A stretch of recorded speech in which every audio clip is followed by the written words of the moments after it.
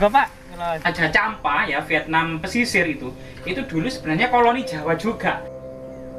Ada kata samangkana jinatatwa kalawan siwatatwa tunggal. Jadi sesungguhnya antara agama Buddha dan agama Siwa itu satu, Bhinneka Tunggal Ika. Tidak ada perbedaan, berbeda-beda tetapi tetap satu, Tanhana Dharma Mangwa. Tidak ada kebenaran yang mendua. Ini kemudian dikutip oleh Raja Wikramawardhana. Artinya kitab ini ternyata, kitab Sutasoma ini dibaca menjadi pegangan raja-raja Majapahit juga ternyata. Guys, jangan lupa like, subscribe, dan komen ya kan.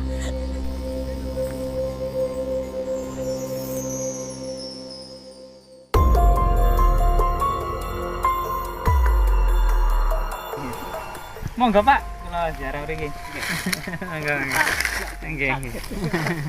Nggih, lah di sini. Nah, ini dikelilingi pohon jati ini. Kelihatannya ini jati emas ini. Sepi kondisinya. Nah, ini makamnya ya.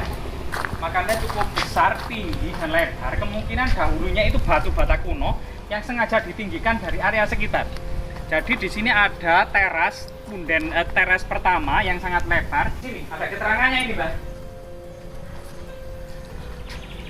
Jadi ini silsilah dari cucu Sunan Ampel, di mana kemudian Syekh Ibrahim Asmorokondi sekitar pertengahan abad ke-14, pertengahan abad ke-14 gitu ya. Nah, itu kemudian menikah dengan Dewi Condrowulan, putri Raja Champa. Sebenarnya putri Raja Champa ini Raja Champa ya, Vietnam pesisir itu dulu sebenarnya koloni Jawa juga. Karena memang Raja-Raja Champa itu sebenarnya sangat erat kaitannya dengan bangsawan Singosari. Karena pada masa Raja Kertanegara itu juga salah satu putrinya yang pertama yang bernama Diapatesi itu menikah dengan Raja Champa. Sehingga kemudian bangsawan Champa dan bangsawan Jawa Singosari atau Majapahit itu sebenarnya tidak bisa terpisahkan. Sehingga kemudian dari kedua pernikahan ini antara Champa dan kemudian seorang syekh yang dimungkinkan dari Timur Tengah ya, seorang ulama Timur Tengah, inilah kemudian menurunkan Sunan Ampel. Kemudian dari situlah kemudian Sunan Ampel ketika datang menemui bibinya, waktu itu pemerintahan di Majapahit masa pemerintahan Kertawijaya, itu memberikan tanah Ampel Denta di Surabaya sebagai tempat untuk kemudian membina dakwah Islam untuk pertama kalinya. Di situ berstatus Sima Perdikat, itu dibebaskan dari segala pajak dan pungutan oleh Dalem Majapahit. Karena memang di situ Sunan Ampel peranannya adalah mendeto, selain kemudian berdagang ya, pelabuhan di Surabaya Ampel. Nah, ini kemudian setelah kemudian Sunan Ampel ini memiliki putra dan putri ya. Salah satu putrinya adalah Raden Ayu Condrawati, Nyai Karima, Nyai Ageng Damar Ayu. Dari Nyai Ageng Damar Ayu inilah kemudian ini kemudian memiliki dua orang keturunan, Raden Saifullah Wali Alit dan Nyai Ageng Anom. Dari Raden Saifullah atau ini adalah cucu dari Sunan Ampel. Jadi ini adalah putra dan putrinya, kemudian ini adalah cucunya. Jadi dari silsilah yang ada tertera di punden ini ya, kemudian silsilah dari Mbah Supanji atau Mbah Haji ini sebenarnya bukan cucu ya, melainkan cicit. Karena Sunan Ampel ini memiliki putri Nyai Ageng Damar Ayu, kemudian Sunan Ampel tentu memiliki cucu ya, cucunya ini Raden Saifullah atau Wali Alit, dan Raden Saifullah ini memiliki putra namanya Mbah Haji atau Mbah Raden Supanji, sehingga Mbah Raden Supanji ini adalah cicit dari Sunan Ampel. Ini kemudian dapat kita berdoa dulu.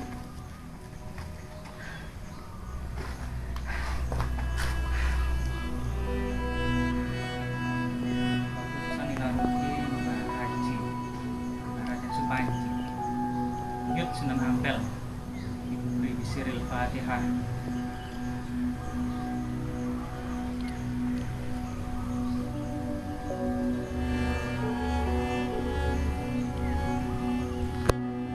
Ketika Maulana Malik Ibrahim datang ke Majapahit, ke Prabu Wikramawardhana juga mendialogkan banyak tentang ajaran-ajaran Islam. Tapi Prabu Wikramawardhana mengatakan kepada Maulana Malik Ibrahim, sesungguhnya agama kalian dan agama kita tidak ada perbedaan, melainkan adalah tata caranya saja yang berbeda. Ini tanggapan dari seorang Raja Majapahit. Raja Majapahit pun menambahkan dan mengutip dari kitab Sutasoma yang ditulis oleh Empu Tantular pada masa Raja Hayam Wuruk, yaitu Bhinneka Tunggal Ika Tanhana Dharma Mangwa. Di situ memang sebelum kata Bhinneka Tunggal Ika Tanhana Dharma Mangwa itu Empu Tantular juga mengucapkan bahwasanya samangkana ya, samangkana Samangkana Jinatatwa atau Sang Hyang Buddha gitu ya, kalawan Siwatatwa tunggal. Jadi di situ ada kata Samangkana Jinatatwa kalawan Siwatatwa tunggal. Jadi sesungguhnya antara agama Buddha dan agama Siwa itu satu, Bhinneka Tunggal Ika, tidak ada perbedaan, berbeda-beda tetapi tetap satu, Tanhana Dharma Mangwa, tidak ada kebenaran yang mendua. Ini kemudian dikutip oleh Raja Wikramawardhana. Artinya kitab ini ternyata, kitab Sutasoma ini dibaca menjadi pegangan Raja-Raja Majapahit juga ternyata. Disitulah kemudian pada masa Majapahit benar-benar tidak pernah mempermasalahkan perbedaan agama ya, sehingga kemudian di Troloyo sendiri itu banyak makam Islam dekat dengan Istana Majapahit atau situs Kedaton. Begitu juga berdekatan dengan Candi Wisnu, Candi Siwa, Candi Bajang Ratu, Candi Tikus, Candi Brahu, Kompleks Kabudaan. Sehingga di kompleks Istana Majapahit itu sendiri akan kita dapati ada jejak-jejak Waisnawa, Wisnu, jejak-jejak Siwa, jejak-jejak Buddha, dan jejak-jejak Islam yang sangat kemudian di Majapahit itu memang sangat dikenal dengan banyak agama, tetapi hidup rukun dalam satu kesatuan Wilwatikta atau Majapahit. Di sini kemudian kita bisa mengambil pelajaran ya, pada masa kuno, pada masa Majapahit itu sebuah perbedaan agama itu sudah selesai dan tidak ada perdebatan, apalagi sampai persekusi maupun sampai kemudian fisik dan kemudian saling kemudian menjelekkan. Di situ kemudian cuma para raja dan para pendeta cuma kemudian memberikan kesimpulan